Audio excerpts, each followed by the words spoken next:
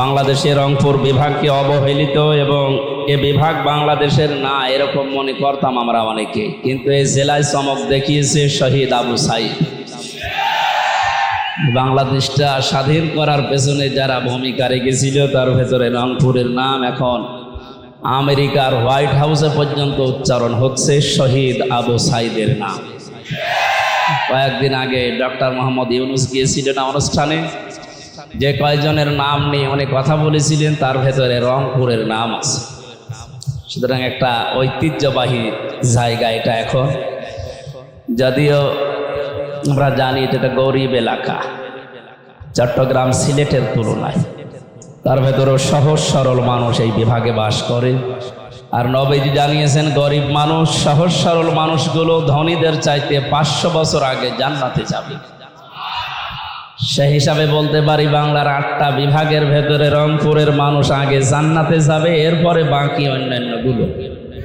আপনারা এই বিভাগে যারা জন্ম নিয়েছেন বসবাস করছে, আমরা খুশি হয়ে বলছি আলহামদুলিল্লাহ। দরুদ আর সালাম পড়ছি আমাদের নবী মুহাম্মদুর রাসূলুল্লাহ সাল্লাল্লাহু আলাইহি ওয়াসাল্লামের প্রতি।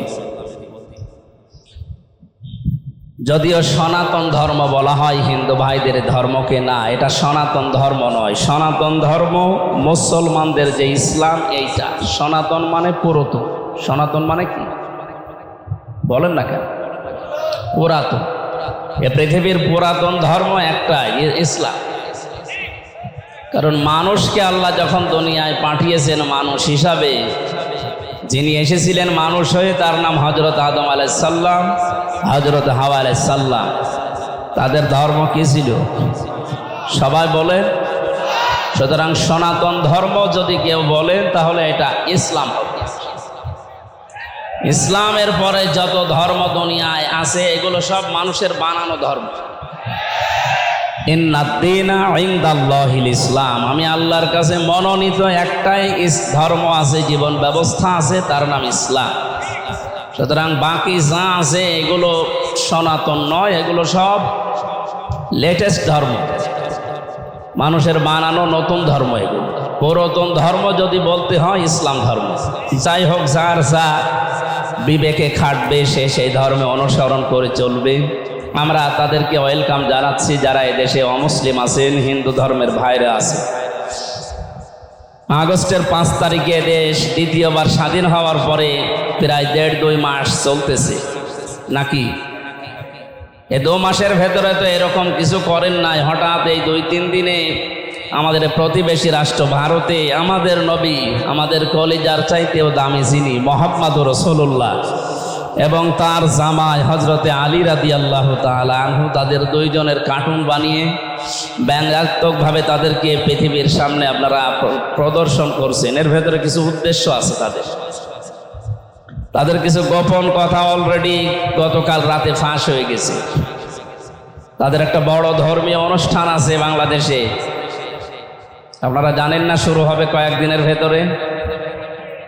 ওরা এই অনুষ্ঠানের ভেতরে হঠাৎ আমাদের নবীকে নিয়ে, নবীর জামাইকে নিয়ে এরকম অপমানজনক কথা আরম্ভ করছে। এই কারণে আমরা যেন মুসলমান বাংলাদেশে যারা আছি তারা উত্তেজিত হয়ে এদেশে যারা সংখ্যালঘু বলে আমরা মনে করি, আমরা মনে করি না, তারা নিজেরা মনে করে। আমরা মনে করি এদেশে সংখ্যালঘু সংখ্যাগুরু নেই, সবাই আমরা এক। এদেশে জন্ম নিয়েছে যে, সেই এই দেশের দাবিদার। কথা বলেন ঠিক কিনা? গতকাল 12:30টার দিকে আপনারা দেখেছেন কিনা জানি না, তাদের একজন সাংবাদিক ভারতের গোপনে সংবাদ ফাঁস করে দিয়েছে এখন নবী মুহাম্মদুর রাসূলুল্লাহ মুসলমানদের কলিজা, তাকে একটু আঘাত দাও, তারা একটু উচ্চবাচ্য করবে, কিছু হিন্দুদের মন্দির, তাদের বাড়ি ঘরে আঘাত করবে। এটা আমরা আন্তর্জাতিক মিডিয়াতে দেখাবো।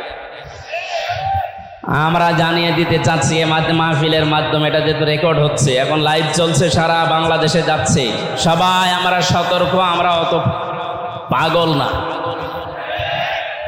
আপনারা যা করেছেন আপনারা মানুষের তালিকায় নেই। বিশ্বনবী পৃথিবীতে মানুষকে যা দিয়েছে তাম দুনিয়া তার কাছে ঋণী, আর তাকে নিয়ে আপনি অপমান করেন, ব্যঙ্গাত্মক কথা বলেন, কার্টুন ছাপান। আপনাদের জবাব আমরা দেব, কিন্তু এখন না। এখন এইটা করলে ওরা কিন্তু আন্তর্জাতিক মিডিয়াকে দেখাবে। আর একটা কথা বলি, এই যে কিছু মানুষ আগস্টের এই 5 তারিখের পর থেকে ধোয়া তুলতেছে, কাদের ইশারায় এরা করছে জানি না। বিশেষ করে টিআইবির যে মহাপরিচালক আছে, আমি নাম নিলাম না লোকটা, উনি মৌলবাদের শব্দটা উচ্চারণ করছে বারবার। আমি আশা করছি এই শব্দ বাংলাদেশে আর কেউ যেন উচ্চারণ না করে, কারণ এই মৌলবাদের থালা ফেরি করেই কিন্তু স্বৈরাচার যারা ছিল তারা এই দেশের মানুষকে এই 15.5 বছর খুন, গুম, জুলুম, নির্যাতন আর জেলের ভাত খাওয়িয়েছে। এই শব্দটাকে ফেরি করেই তারা চলেছে এই 15.5 বছর। কিসের জঙ্গিবাদ, কিসের মৌলবাদ? মৌল শব্দ এসেছে মূল থেকে। মূল যদি কারো না থাকে তাহলে তার থাকে কি? মূলকে যদি কেউ, শিকড়কে কেউ ভুলে যায়, সে আর মানুষের ভেতরে থাকে না। সুতরাং আমাদেরকে, আলেমদেরকে, এদেশের মুসলমানদেরকে যারা মৌলবাদ এই ট্যাগ দিয়ে আবার দাদা বাবুদের ইশারায় এদেশে আবার খুন, গুম, অত্যাচার, জুলুম, নির্যাতন শুরু করার পায় তারা করছেন, আপনাদের স্বপ্ন সাধ পূরণ হবে না ইনশাআল্লাহ। আমরা দায়িত্বহীন ভাষায় এবং পরিষ্কার ভাষায় বলছি, এই শব্দ বাংলাদেশে কেউ যদি বলে তার বিচার করা হবে। কারণ 1 2 জন আমরা না, এদেশে এখন 96% আমরা মুসলমান। কথা বলেন ঠিক কিনা? আমরা সবাই মৌলবাদী। আপনি কোন কারণে এই গালি আমাদেরকে দিচ্ছেন? এই জন্য আমরা সতর্ক থাকবো। এই কয়েকদিন তাদের যে অনুষ্ঠানগুলো হবে, কোন রকমের ডিস্টার্ব যেন না হয়। অনেকেই কিন্তু ওত পেতে আছে আন্তর্জাতিকভাবে। 2 নম্বরে মোহাম্মদুর রাসূলুল্লাহকে যারা গালি দিচ্ছে, তার আদর্শ যারা প্রচার করতে বাধা দিচ্ছে। গতকাল পত্রিকায় দেখেছেন, বাংলাদেশে বুয়েট যে বিশ্ববিদ্যালয় আছে সেখানকার এক শিক্ষক আল আমিন সিদ্দিকী, এই লোকটা নবীর সিরাত অনুষ্ঠান করতে বুয়েটে অনুমতি দেয়নি। বলেছে না, এটা ধর্মীয় অনুষ্ঠান, নবীজির জীবনী, এখানে এটা চলবে না। আমি তাকে সহ যারা এদেশে এখনো পর্যন্ত এই জালেমদের দোসর আছেন, এই লোকটা নিয়োগ পেয়েছিল এই স্বৈরাচারের সময়। এর সময় যারাই নিয়োগ পেয়েছে তারা অবৈধ, কারণ সে ছিল অবৈধ, তার যত নিয়োগ হয়েছে সবই অবৈধ। বাংলায় বলছি, তারা অবৈধভাবে ছিল এই 15.5 বছর। আমি যেমন ভোট দিতে পারিনি, তাহলে আমার ভোট বাদ দিয়ে যারা এদেশ চালিয়েছে তারা বৈধ হয় কি করে?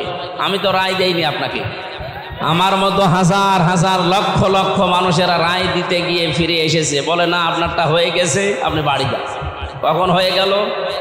ওনারাই নিজেরাই দিয়ে নিয়েছে।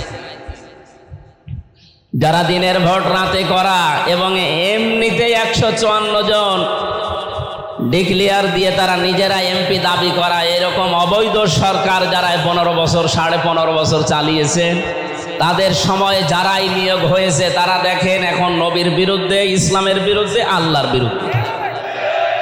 বাংলাদেশের ঢাকা বিশ্ববিদ্যালয়ের উপরে আর কোন বিশ্ববিদ্যালয় আছে? সেখানে যদি নবীর সিরাত অনুষ্ঠান, নবীর জীবনী আলোচনা হয়, বুয়েট কি হয়ে পড়েছে যে সেখানে রসুলের আলোচনা হবে না? যেখানে রসুলুল্লাহর আলোচনা হবে না, সেখানে রসুলুল্লাহর উম্মতের টাকায় এই প্রতিষ্ঠানে দেশে চলতে দেওয়া হবে না। সুতরাং তাকে ইমিডিয়েটলি এই মুহূর্তে তওবা করা, ক্ষমা চাইতে হবে এবং তাকে সাসপেন্ড করা লাগবে।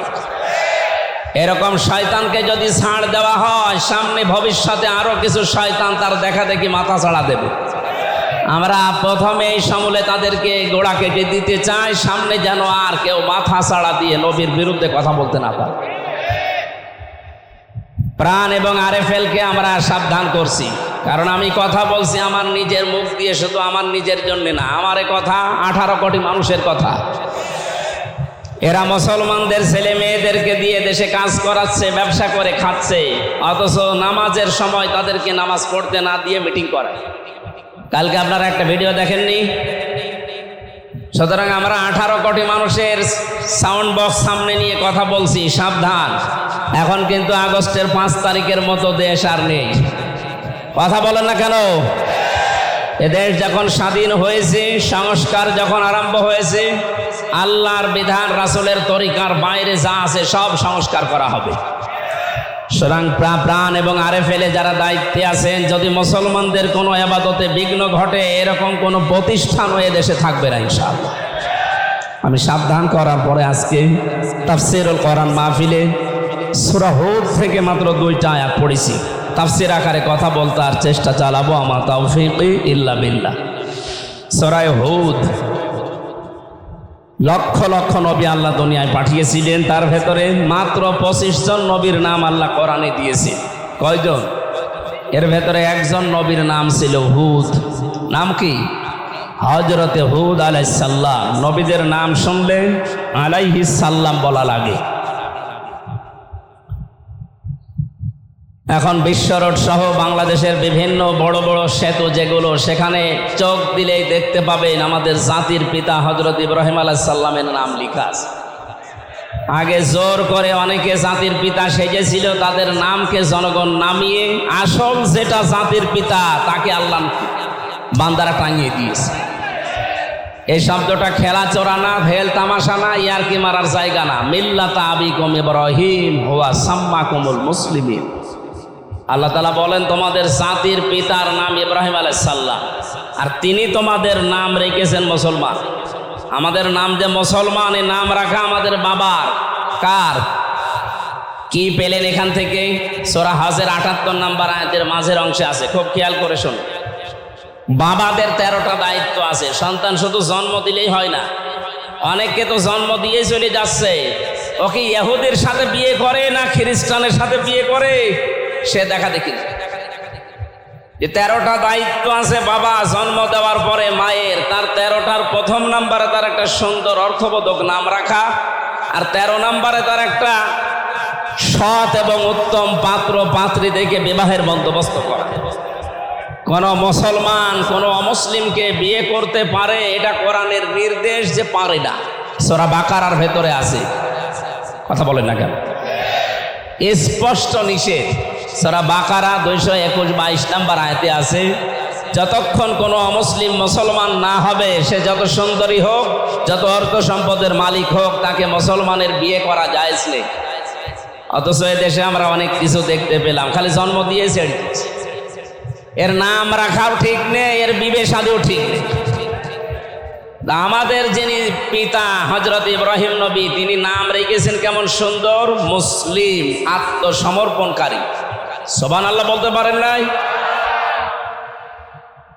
এটা বাবাদের দায়িত্ব। যারা বাবা আছেন এখানে, সন্তানের নাম রাখবেন এমন যে নামটার সাথে একটা অর্থের মিল পাওয়া যায়। সেদিন আমি একটা দোকানে লেখা দেখলাম মিহাদ স্টোর, না এটা ঠিক হয়নি। সে হয়তো কোরআনের কোনো শব্দ দেখে রেখেছে। মিহাদ মানে নিকৃষ্ট জায়গা। জাহান্নামের যে জায়গাগুলো আছে তার ভেতরে একটার নাম কি? মিহাদ।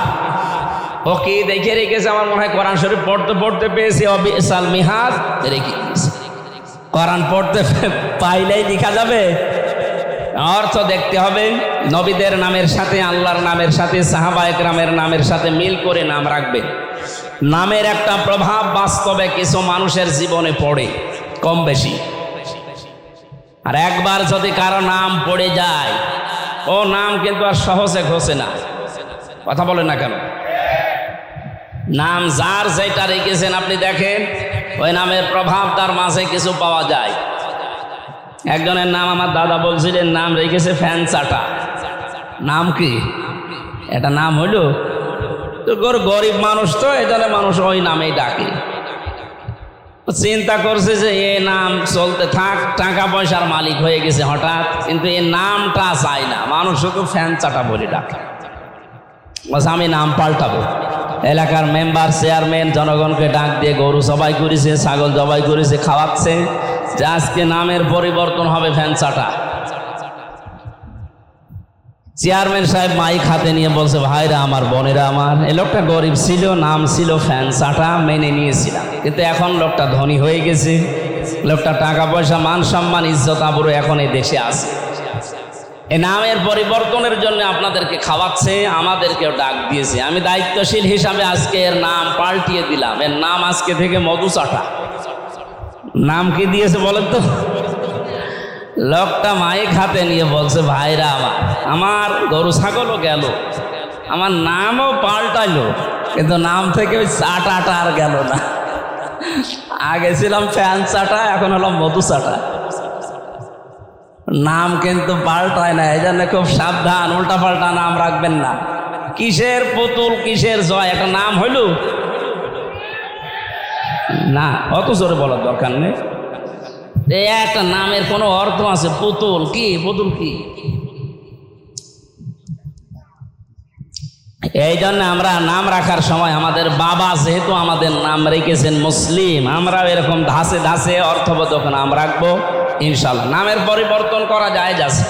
ছোটবেলায় যদি কারো বাবা মা না বুঝে বা না জানার কারণে এরকম উল্টা পাল্টা নাম রেখে রাখে। আমার নাম ছিল রানা, ছোটবেলায় সব করে রেখেছিল আমার দাদা, উনি এখন কবরে আছে। নামটা পরবর্তীতে মাদ্রাসায় ভর্তি হওয়ার পরে প্রিন্সিপাল সাহেব পাল্টিয়ে আমির হামজা দিয়েছে। এই নামটা ভালো না? আমার শরীর চলে না, কিন্তু নামে অনেকে ভয় পায়, না জানে কি করে ফেলবে, অথচ কি আমার নিজেই বাঁচি না। সেদিন রংপুরে তো প্রায় চলে গিয়েছিলাম, তারাগঞ্জে আমার এই 5টা হিট স্ট্রোক হয়ে গিয়েছিল। আমি কিছু টের পাচ্ছিলাম না, আল্লাহ আবার ফিরিয়ে দিয়েছে স্বাভাবিক করে।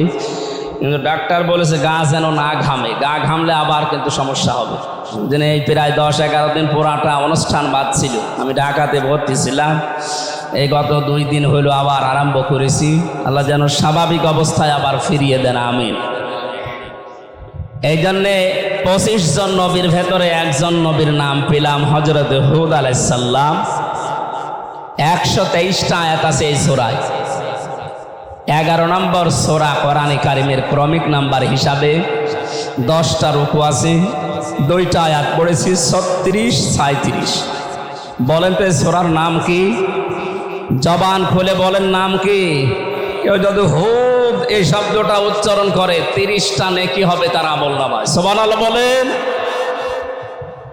123টা আয়াত আছে। কালকে যদি কেউ জিজ্ঞাসা করে কি আলোচনা শুনলেন, বলবেন সূরা হুদ 36-37 নাম্বার আয়াতের কিছু কথা আমরা শুনেছি। আসেন আমরা তাফসিরে প্রবেশ করছি। এ পৃথিবীতে নবীরা মানুষদেরকে ইসলামের পথে নিয়ে আসার জন্য যারা চেষ্টা চালিয়েছে, তার ভেতরে এই নবী ছিল অন্যতম। বহু চেষ্টা করেছে জীবনে, 950 বছর দাওয়াত দিয়েছিল। হুদ আলাইহিস সালামের এই হুদ নবীর নামে এই সূরাটা আমি আয়াত পড়েছি যেখান থেকে, এখানে আলোচনা আছে নূহ আলাইহিস সালামের। হুদ আলাইহিস সালামের আলোচনা অন্য জায়গায় আছে, এখানে আলোচনা করা আছে হযরত নূহ আলাইহিস সালামের।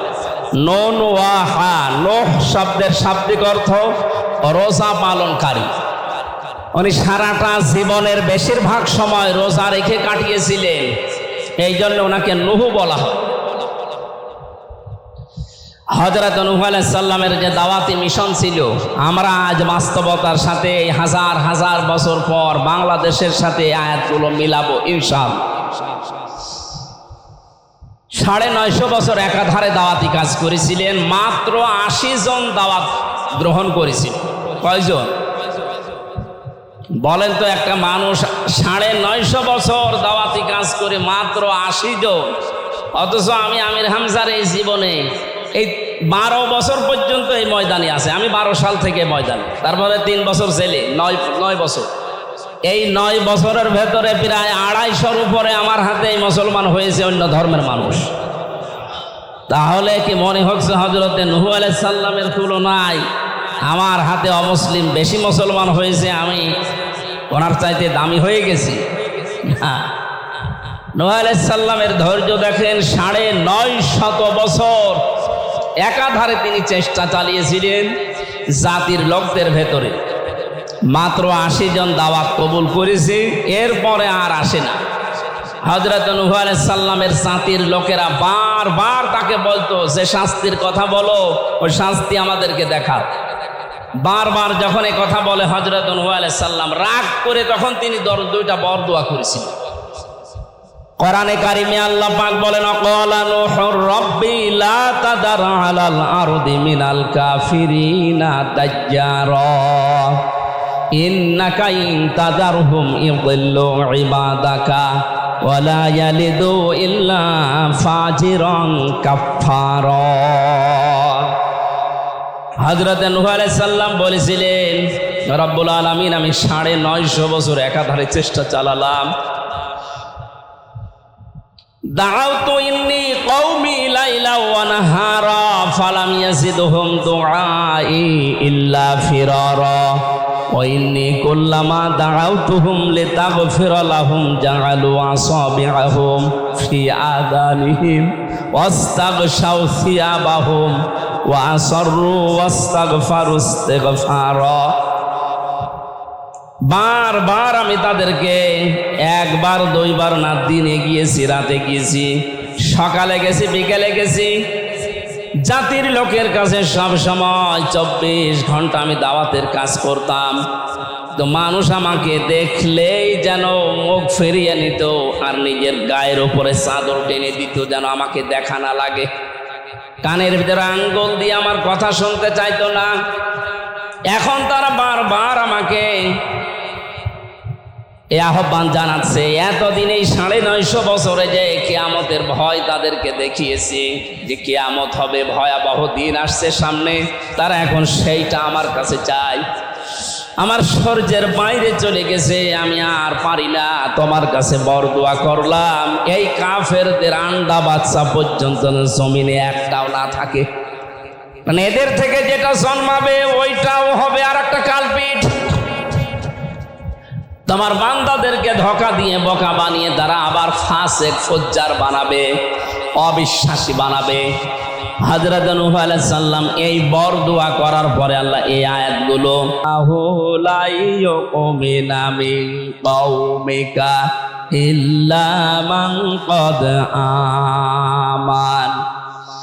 হযরত নূহর প্রতি আমি নহিওয়াহি করেছিলাম, এই হে নূহ, যে মানুষগুলো ইসলাম কবুল করা দরকার তারা করে ফেলেছে। তাফসীরে ইবনে কাসিরের ভেতরে আমি পেয়েছি সংখ্যা মাত্র 80 জনের। অথচ নূহ আলাইহিস সালামের নিজের সন্তান ইয়াউম তার নাম ছিল, কোন বর্ণনায় কেনান আছে, বেশিরভাগ তাফসীরে লেখা আছে ইয়াউম। এই ছেলেটা এবং তার নিজের স্ত্রী পর্যন্ত হযরত নূহর কথা শোনে নাই। 80 জন মাত্র আসার পরে আল্লাহ আয়াত নাজিল করলেন, নবীজিকে জানালেন আমি নূহর প্রতি ওহী করেছিলাম, নূহ যে 80 জন এসেছে ঈমান কবুল করার, লাই ইউমিনা মিন কওমিকা, তোমার কওম জাতির ভেতরে আর কেউ ঈমান আনার মতো নেই। কারণ মানুষ ঈমান আনবে কিনা তার ভেতরের অবস্থা আমরা যদি নাও জানি, জানে কে? আরো জোরে বলেন। এখানে 2টা শিক্ষা পেয়েছি আমি। আপনাদের কষ্ট হচ্ছে? খুব খেয়াল করে শুনবেন, আমি সরাসরি কোরআন থেকে বলছি। কোন মানুষের হাতে আল্লাহ হেদায়েত নামক সম্পদটা দেননি, শুধু নিজের হাতের ভেতরে রেখে দিয়েছিলেন।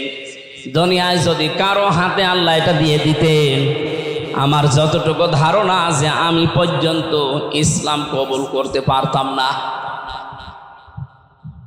আমিও ইসলামে আসতে পারতাম না। কারণ আমার ব্যাকগ্রাউন্ড পেছনে যারা আছে এরা ওই রকম না, আমি নাম নিলাম না তাই।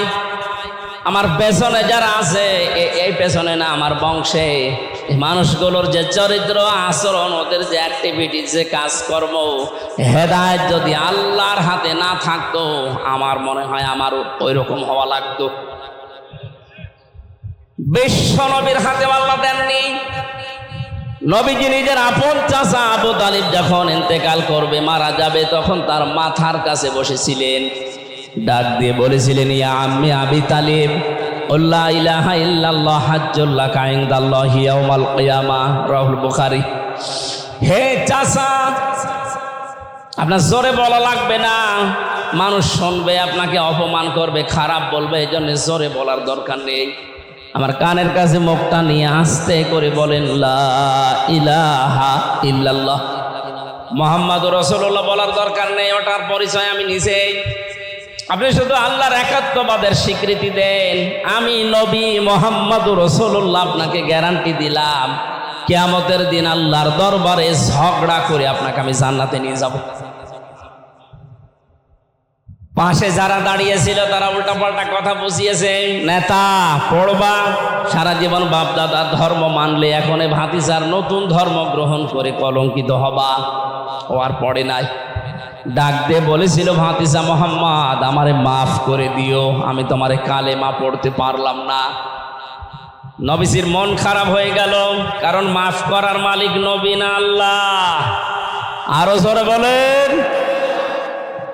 সঙ্গে সঙ্গে জিবরাইল আলাইহিস সালাম কোরআনের আয়াত তাকে শুনিয়েছেন, ইন্নাকা লা তাহদি মান আহবাবতা ওয়ালাকিন্নাল্লাহা ইয়াহদি মাইয়াশা ওয়া হুয়া আ'লামু বিল মুহতাদিন।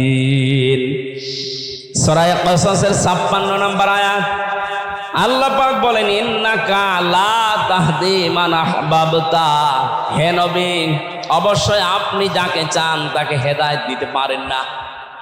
এই লোকটাকে আমি নিজে জানিয়ে আপনার চাচা সারাটা জীবন আপনাকে বাড়িতে রেখে কোলে নিয়ে কাঁখে নিয়ে মাথায় নিয়ে চমা দিয়ে মানুষ করেছে, লালন পালন করেছে, আমি দেখেছি। কিন্তু হেদায়েত পাওয়ার জন্য যে মন দরকার, এই মন লোকটার নেই। আপনার যদি মন তৈরি না হয় ভালো হওয়ার, আল্লাহ জোর করে আপনাকে ভালো বানাবে এত দায় আল্লাহর পড়ে নাই। কথা বুঝতেছেন? আপনার যখন মন তৈরি হবে, আপনি যখন এগিয়ে আসবেন, আল্লাহ পাকও আপনাকে এগিয়ে আসার জন্য এক পা এগিয়ে আসলে আল্লাহ দুই পা আপনার দিকে এগিয়ে যাবে। আপনি দুই পা পেছাবেন, আল্লাহ পিছিয়ে যাবেন। আল্লাযীনা জাহাদু ফিনা লানাহদিয়ান্নাহুম সুবুলানা। কোন মানুষ যদি আল্লাহকে পাওয়ার জন্য চেষ্টা চালায়, আল্লাহ তাকে হেদায়েত দেওয়ার জন্য, পথ দেখার জন্য হাজার হাজার রাস্তা খুলে দেয়। নবীজির আপন চাচা, তার মনের অবস্থা যেহেতু নবী জানেন না, তিনি শুধু উপরে দেখেছিলেন, ভেতরেরটা জানেন কে? আরো জোরে বলেন। যেই বলেছে, ভাতিজা আমাকে মাফ করে দিও, তোমারে ধর্ম এখন মেনে নিলে মানুষ আমাকে কাপুরুষ বলবে, মানুষ আমাকে ভীরু বলবে, ভীতু বলবে। তার মনের অবস্থা দেখে আল্লাহ তাকে হেদায়েত দেয়নি, ওই বেঈমান অবস্থায় বিদায় দিয়েছে। অহুয়া আ'লামু ইসমে তাফজিল। আল্লাহ পাক বলেন, হে নবী সবচাইতে বেশি ভালো জানি যে হেদায়েত পাওয়ার যোগ্যতা কার আছে।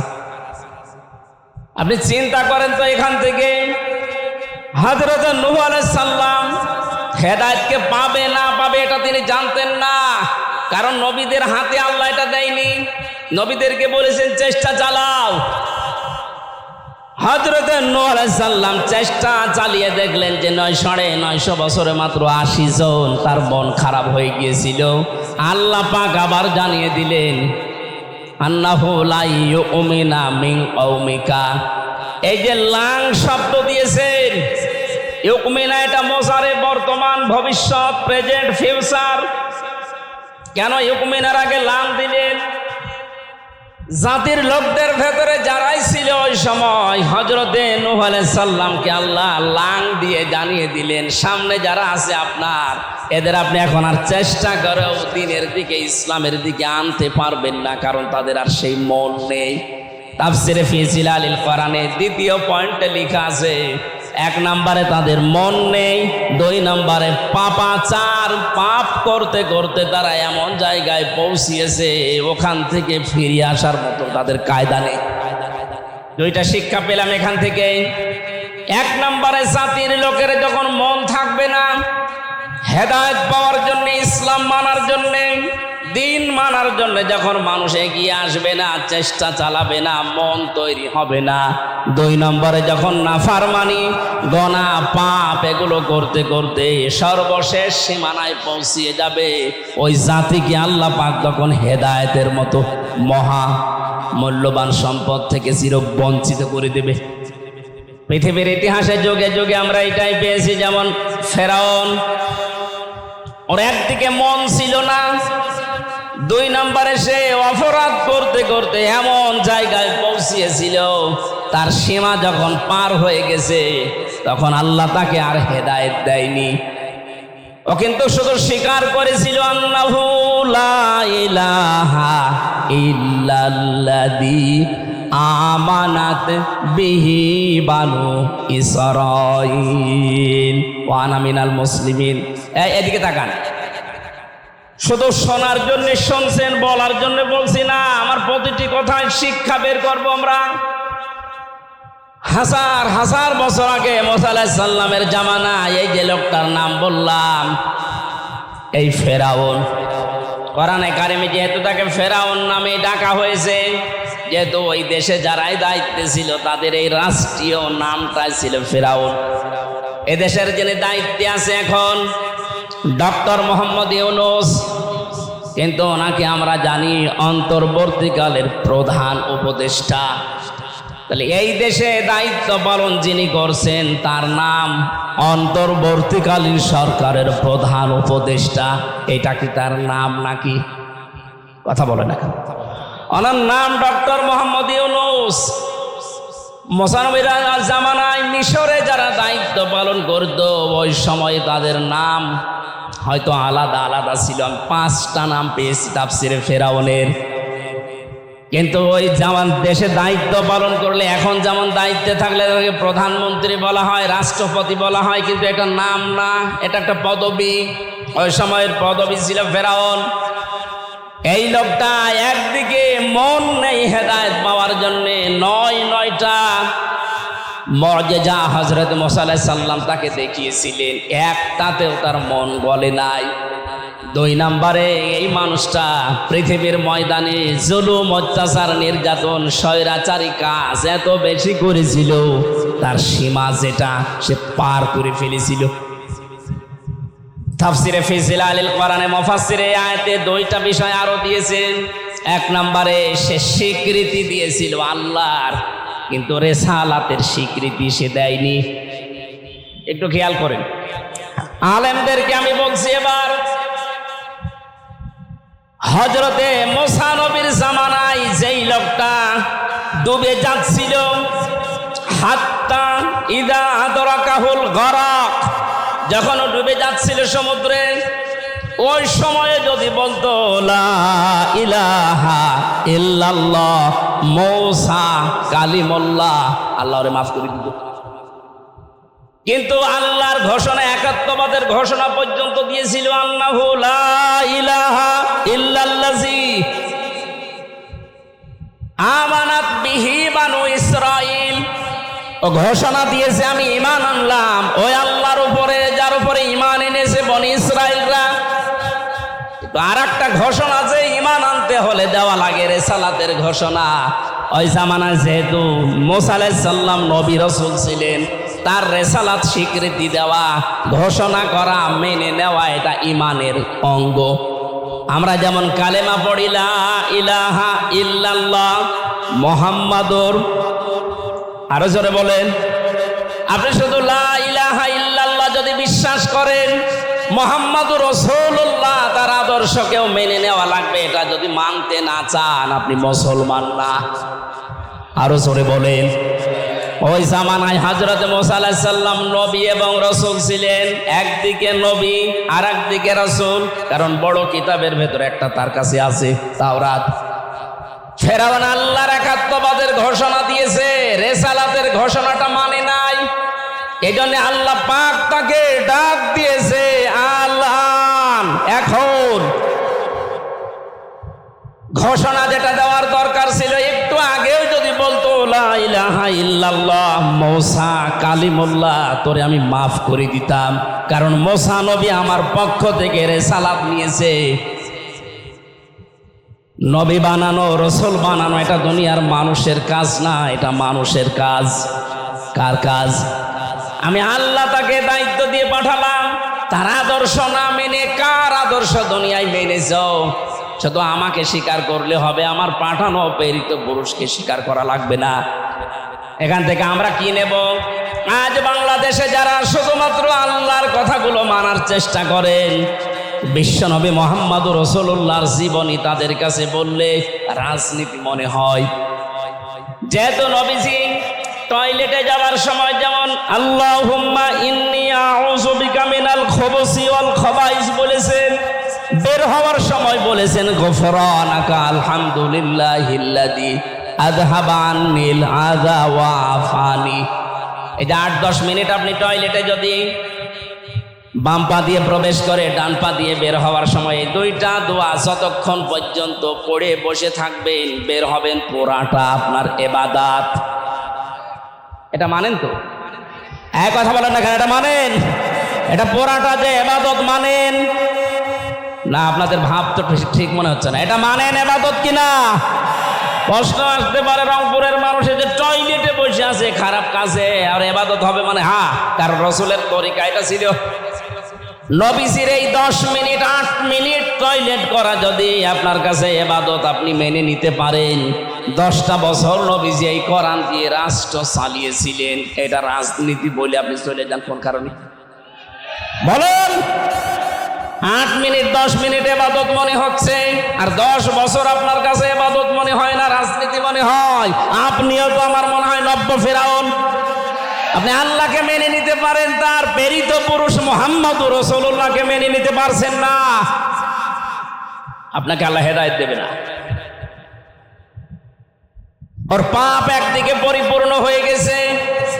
আল্লাহ রাব্বুল আলামিন এজন্য নূহ আলাইহিস সালামের আমি যে শিক্ষাটা এখানে দিতে চাইলাম, এই দেশে যারা আজ শুধু আল্লাহর হুকুম মানতে চান কিন্তু রাসূলুল্লাহকে মেনে নিতে আপনার আপত্তি আছে, কারণ আল্লাহর নবীকে সারা বিশ্বে অনেক কাফের মুশরিক ইহুদি খ্রিস্টানরা তার নাম এখন উল্টা পাল্টা ছড়াচ্ছে। উনি নাকি চরিত্রহীন ছিলেন, জঙ্গি ছিলেন, সন্ত্রাসী ছিলেন, এ কথা বলছে না অনেকে?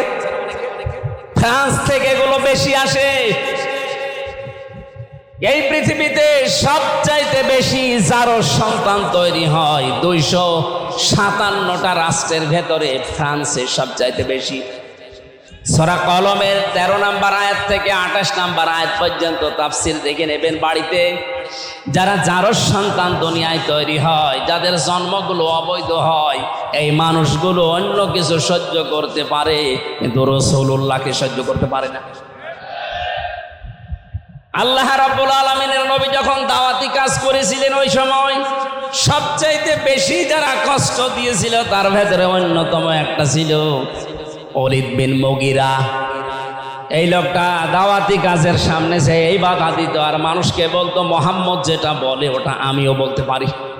নবীজি যেটা বলতেন ওনার নিজের কথা না আল্লাহর কথা? আরো জোরে বলেন। এ কথাকে বাধা দেওয়ার জন্য লোকটা যখন বারবার ডিস্টার্ব করতো, বিশ্ব নবী তাকে বলেই ফেলেছিলেন, আমি যেটা ওহি আল্লাহর কাছে পাই বলি এটা তুমি বানানো কথা বলো, তোমার জন্মের ঠিক নেই। এত রাগ করেছে লোকটা। নবীজি বললেন আমার কাছে রাগ করার বিষয় না, তোমার জন্মের পরীক্ষা করে দেখো। বাড়িতে গিয়ে বলছে মা আমার বাবাকে। কেন? হ্যাঁ আমি জানতে চাই আমার বাবাকে। তোর বাবা বলে না, ও বাবা আমি মানি না। সত্যি করে বলো আমার আসল বাবাকে। মা ডাক দিয়ে বলছে সন্তান কি হয়েছে, তোর মাথা হঠাৎ খারাপ হয়ে গেল, কি হয়েছে কি বলবি তো? আমি বলতাম না, মুহাম্মদ আজকে আমাকে গালি দিয়েছে, আমি নাকি যারও সন্তান, আমার বাবার ঠিক নেই। সত্যি করে বলো আমার বাবাকে। মা মাথা নিচু করে বলছে সন্তান তুই ওই ছেলের সাথে লাগতে গেলি কোন কারণে? ও মুহাম্মদ যা বলে ঠিকই হয়। আসলে তোর বাবা ঠিক নেই, তোর বাবা ব্যবসায় ছিল, বাড়ির কাজের লোক দিয়ে আমি চাহিদা পূরণ করার পরে তুই আমার পেটে এসেছিলি। এটা পৃথিবীর ইতিহাসে প্রমাণ হয়ে গেছে। বিশ্ব নবীকে যারা মানে না, নবীর আদর্শ যারা গ্রহণ করে না, নবীজির কাছে যারা বাধা দেয়, এদের জন্ম উল্টাপাল্টা আছে। আমি শুধু ইঙ্গিত দিলাম, নাম নিলাম না। এই দেশে আজ হাজারো মানুষ রাসূলের এই 10 বছর তিনি যে রাষ্ট্র চালিয়েছিলেন এটা রাজনীতি বলে উড়িয়ে দেয়, উনি মানতে চায় না। তার মানে রাসূলের রিসালাতকে যারা মানে না, ওদের জন্মের ভেতরেও ঝামেলা থাকতে পারে। এবার দেখেন কত দূর গেল। আপনি নামাজ পড়া, রোজা করা আল্লাহর হুকুম, সেই আল্লাহর একই তো হুকুম ছিল আতিউল্লাহ ওয়া আতিউর রাসূল। কথা বলেন ঠিক কিনা? ওরা নূহ আলাইহিস সালামের রিসালাত যখন আর মানতে চায় না, আল্লাহ এই জন্য লাং দিয়েছেন। আল্লাহকে মানবেন, তার প্রেরিত পুরুষ যারা, তাদেরকে আপনি মানেন না, আপনাকে আল্লাহ চির বঞ্চিত করে দেবে তার হেদায়েত থেকে। হযরত নূহ আলাইহিস সালামকে আল্লাহ ওহী যখনই দিয়েছেন তখনই কিন্তু লাং দিলেন, আন্নাহু লা ইউমিনা মিন কওমিকা। আমি আয়াতটার তাফসীর একটা দুইটা না, বিশ্ববিদ্যালয়ে যখন ছিলাম আমি প্রায় 28টার উপরে এক জায়গায় মিলিয়েছি।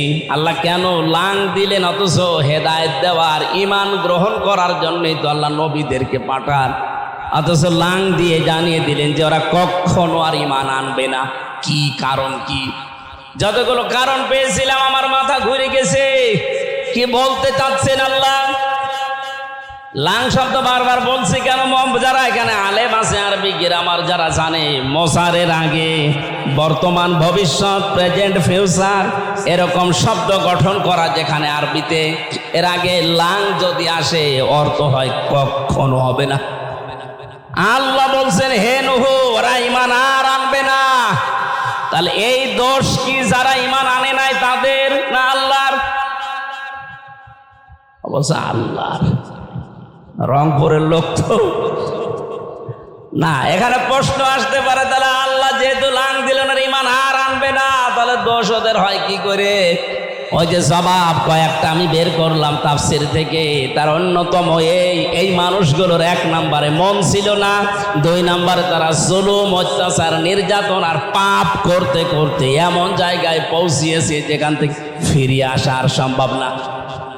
যখন মানুষের পাপ পরিপূর্ণ হয়ে যায়, ইন্নামা নুমলি লাহুম লিয়াজদাদু ইসমা ওয়া লাহুম আযাবুম মুহিন। সূরা আলে ইমরানের 178 নম্বর আয়াতের শেষের দিকে আছে, আল্লাহ পাক বলেন, মানুষের পাপ যখন একেবারে খাপের খাপ মিলে যায় আর জায়গা নেই পাপ করার, এই মানুষগুলোকে তখন আমি আল্লাহ আযাবে মুহিন, অপমানজনক শাস্তি দেওয়ার জন্য দুনিয়ায় ফেলে দেই। সুতরাং আমরা আজ বাস্তবতায় দেখতে পাচ্ছি, হাজার হাজার বছর আগে নূহ আলাইহিস সালামের জামানায় যেটা ঘটেছিল, আমার মনে হয় 2024 সালের 5 আগস্টের আগে ঠিক ওই রকম কিছু ঘটেছে। কেন বললাম এটা বলেন তো? সূরা আনামের 44 নম্বর আয়াতটা একটু বাড়ি যে মিলাবেন, আমি ইঙ্গিত দিচ্ছি শুধু। আগস্টের 5 তারিখের সাথে কত মিল দেখেন। ফালাম্মা নাসু মা যুকিরু বিহি ফাতাহনা আলাইহিম আবওয়াবা কুল্লা শাইইন হাত্তা ইযা ফারিহু বিমা উতু ফাআখাযনাহুম বাগতাতান ফাইযা হুম মুবলিসুন।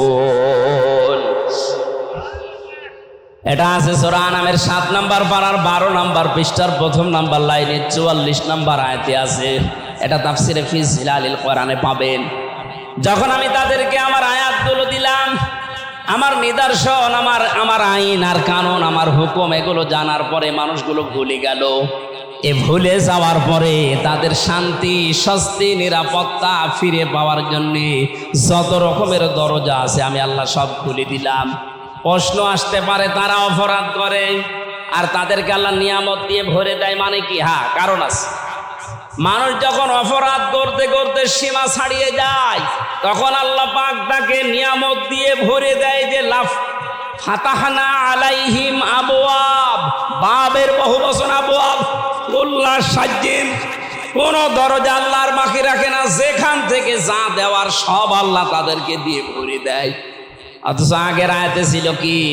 যে মানুষগুলো আল্লাহর আদেশ ভুলে যায়, তাদেরকে আল্লাহ নিয়ামত দিয়ে ভরে দেয়।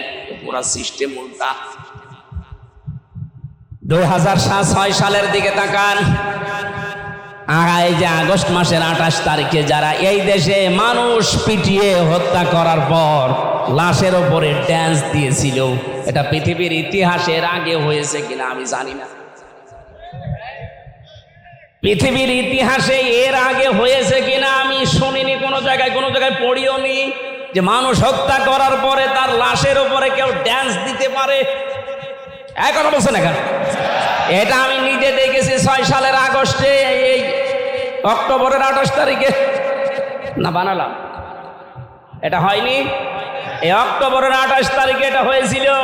28শে অক্টোবর জসিম ভাইকে হত্যা করার পরে ঢাকার রাজপথে তার লাশের উপরে ড্যান্স দিয়েছে। আমি একবার সিরাজগঞ্জ থেকে যাচ্ছিলাম, এটা 13 সালের 14 সালের দিকে হবে। বাসের পেছনে বসে আছি, ড্রাইভারের পেছনে। না নামাজ তো সামনে, আর একটা ঝামেলা হয়ে গেল। অনেক সুন্দর তাফসীর ছিল আজকে। আমি প্রায় এই আয়াতের উপরে যত ঘন্টা পড়াশোনা করেছি সব লিখে গেছিলাম আজকে, কিন্তু এই তো আজান হয়ে গেল, আরো আগে ওঠার দরকার ছিল।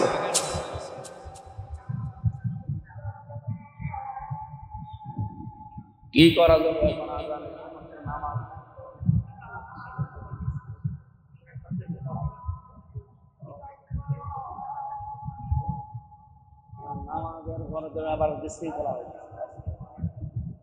রাতের মাহফিল এখান থেকে কয় কিলো গো? কয় কিলো? কোন জায়গা ওটা? কোন জায়গা? মৌলভীবাজার একটা জেলা আছে না? রংপুরের মৌলভীবাজার কি থানা ওটা? গঙ্গাচড়া থানা। গঙ্গাচড়া মৌলভীবাজার, রংপুর। এখানে এসার পরে উঠবো, এসার পরে 9টার সময় উঠবো। এটা আমরা আরো আগে দিতে পারতেন। আমি যখন আসলাম ওই সময় যদি দিতেন তাহলে তো আরো কিছু কথা শুনতে পারতাম। তাফসিরের ভেতরে প্রবেশ করলে হয় না। আরে নামাজ তো ফরজ এখন সামনে, আর এটা যা করছে এটা কি নামাজ বাদ দিয়ে করা যাবে? বিশৃঙ্খলা হয়ে যাবে। এখন ওখানে যান, আর কার কথা বলা সম্ভব না। আমরা আপনাদের তো দোষ। আমি তো এসেছি অনেক আগে, 1টার সময় এসে বসে আছি। আপনারা যদি তাড়াতাড়ি দিতেন তো ওখানে যান। মৌলভীবাজারে যদি সময় পান যান। আমরা আয়াত মনে হয় আজকে আর হলো না। নামাজের জন্য প্রস্তুতি নেন। এই মাওলানা বলছে যে সব জায়গায় 4:30টায় নামাজ হচ্ছে, এখানে আরো 15 মিনিট লেট হয়ে গেছে এমনিতেই। আসেন ওখানে যদি আসেন, আমরা কথা বলছি। এই আয়াতটা শেষ করতে পারলাম না। আল্লাহুম্মা আমিন।